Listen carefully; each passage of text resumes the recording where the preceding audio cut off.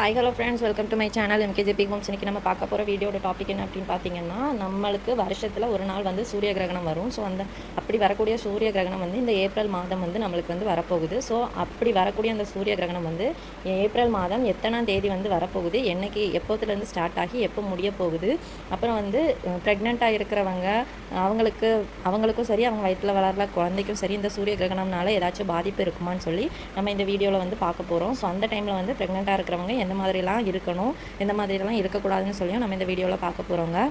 அதுக்கு முன்னாடி நம்ம எம்கேஜேபி ஹோம்ஸை நீங்கள் சப்ஸ்கிரைப் பண்ணாமல் பார்த்துருந்தீங்க அப்படின்னா மறக்காமல் சப்ஸ்கிரைப் பண்ணிக்கோங்க. பெல்லைக்கான கிளிக் பண்ணி ஆளுங்கிற ஆப்ஷனையும் கிளிக் பண்ணி வச்சுக்கோங்க. அப்போ தான் நான் போடுற வீடியோ உடனுக்குடன் நோட்டிஃபிகேஷனாக உங்களுக்கு வரும். இப்போ வாங்க நம்ம வீடியோக்குள்ளே போகலாம். ஸோ வந்து நம்ம வந்து ஃபஸ்ட்டு சூரிய கிரகணம்னா என்னன்னு சொல்லிட்டு பார்த்துருவோம்.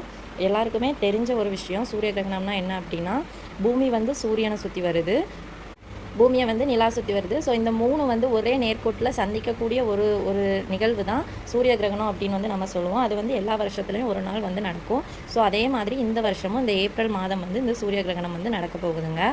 ஸோ வந்து ஏப்ரல் மாதம் எத்தனாம் தேதி வந்து இந்த சூரிய கிரகணம் வந்து நடக்க போகுது அப்படின்னு பார்த்தீங்கன்னா, ஏப்ரல் மாதம் 8ஆம் தேதி வந்து இந்த சூரிய கிரகணம் நடக்க போகுது, திங்கட்கிழமை.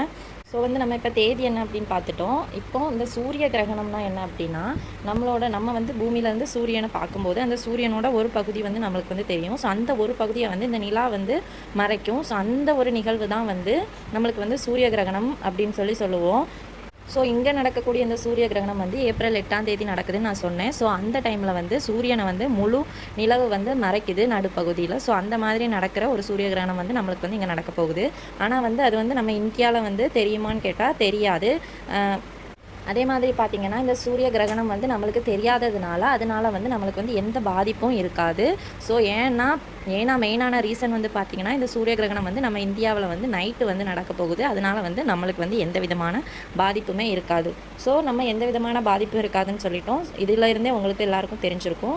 எல்லாருமே நார்மலாக அவங்கவுங்க வேலையை பார்த்துக்கலாம். ப்ரெக்னென்சி விமன்ஸும் சரி, நைட்டு நடக்கிறதுனால நம்மளுக்கு பிரச்சனை இல்லை. இதுவே பகலில் இருந்துச்சுன்னா தான் நம்ம வந்து அதை பண்ணக்கூடாது இதை பண்ணக்கூடாதுன்னு ஒரு விஷயங்கள் இருக்குது.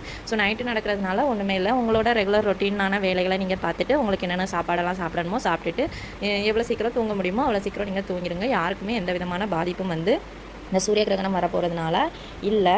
ஸோ வந்து இந்த சூரிய கிரகணத்தோட டைமிங் வந்து எப்போ அப்படின்னு பார்த்தீங்கன்னா, ஏப்ரல் 8ஆம் தேதி வந்து 9:12 நைட்டு 9:12 இருந்து நள்ளிரவு வந்து 1:25 வரைக்கும் இந்த சூரிய கிரகணம் வந்து நடக்க போகுது. ஸோ வந்து முடிஞ்ச அளவுக்கு நீங்கள் வந்து சீக்கிரமாக தூங்குறவங்களாக இருந்தால் ஒன்றும் ப்ராப்ளம் இல்லை. முடிஞ்ச அளவுக்கு சீக்கிரமாக தூங்கிடுங்க.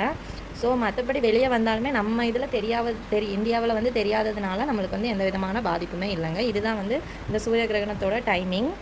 ஸோ ஏப்ரல் 8 எல்லோரும் ஞாபகம் வச்சுக்கோங்க. ஆனால் வந்து நைட்டு இருக்கிறதுனால நம்ம வந்து பெருசாக பயப்பட வேண்டிய அவசியம் கிடையாது. ஸோ ஏப்ரல் 8 அன்னைக்கு சூரிய கிரகணம் நடக்குதுங்க.